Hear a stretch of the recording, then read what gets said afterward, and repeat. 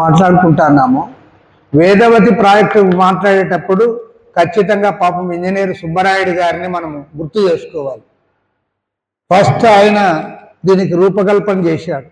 చేసి ప్రతి రాజకీయ నాయకుడిని కలిసి దీన్ని చేయాలని ఈ విలేకరులను కలిసి వాళ్ళ దగ్గర పోయి వార్తలు రాయించి పాపం ఆయన ఇటీవలనే మరణించాడు సుబ్బరాయుడు గారు. అది మీకు పెద్ద కష్టమేం కాదు. ఇప్పుడు ఆలూరు, పత్తికొండ, ఆదోని 3 నియోజకవర్గాలకు కూడా దీని ద్వారా లబ్ధి జరుగుతుంది. దాదాపు 80,000 ఎకరాలకు సాగునీరు లభించడమే కాకుండా 106 గ్రామాలకు తాగునీరు వస్తుంది. ఈ 3 నియోజకవర్గాల్లో 106 గ్రామాలకు తాగునీళ్ళు ఇచ్చి 80,000 ఎకరాలకు సాగునీరు ఇస్తే బ్రహ్మాండంగా ఈ ప్రాంతం అభివృద్ధి అవుతుంది. దానికి నేను అదనంగా ఏం చేయాల్సిన పనిలే. ఇదొక్క పని చేస్తే గవర్నమెంట్ ఇదొక్క పని చేయడానికి ఎవరు అడ్డం వస్తూ ఉన్నారు? అసలు పని చేసిన దానికి బిల్లులు ఇవ్వలే. మెగా వాళ్ళు 100 కోట్లు పని చేశారంట. దాని బిల్లులు ఇవ్వనందుకు వాళ్ళు పనే బంద్ చేశారు. పనే లేదు ఇంకా. కాబట్టి ఈ రకంగా ఉంటే ఎప్పుడు అవుతుంది అని నేను అడుగుతాను.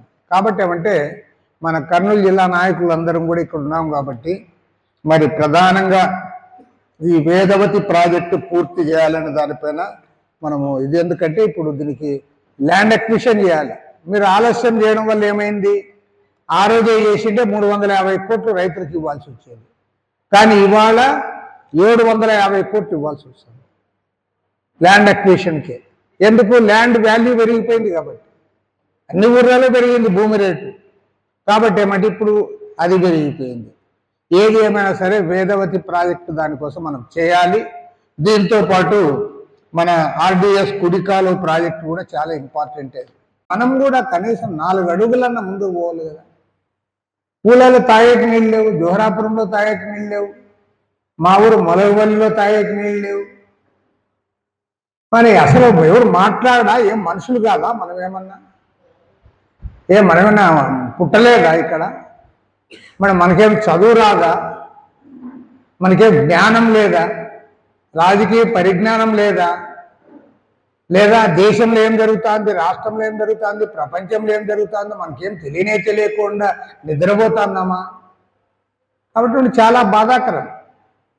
ఇప్పుడు ఎవరినో చంద్రబాబు నాయుడునో జగన్మోహన్ రెడ్డినో లేదని చనిపోయిన రాజశేఖర రెడ్డిని విమర్శిస్తే మనకు వచ్చేది ఏం లేదు. మనము ఇప్పుడైనా సరే మేల్కొని ఇప్పుడు గవర్నమెంట్ కూడా ఏదో పెద్ద కష్టం చేయమని కూడా చెప్పడం లేదు. ఇప్పుడు మీకు చాలా మంది చదువుకున్న వాళ్ళు కూడా ఇక్కడ ఉన్నారు కాబట్టి చెప్తాను. నేను ఎమ్మెల్యేగా ఉన్నప్పుడు అప్పుడు రాష్ట్ర బడ్జెట్ 28,000 కోట్లు ఎంతో ఉండేది. ఉమ్మడి రాష్ట్రంలో తెలంగాణ ఆంధ్ర 2 కలిపితే 28,000 కోట్లు. కానీ ఇవాళ బడ్జెట్ ఎంత తెలుసా? ఒక ఆంధ్రప్రదేశ్ బడ్జెట్ 3,24,000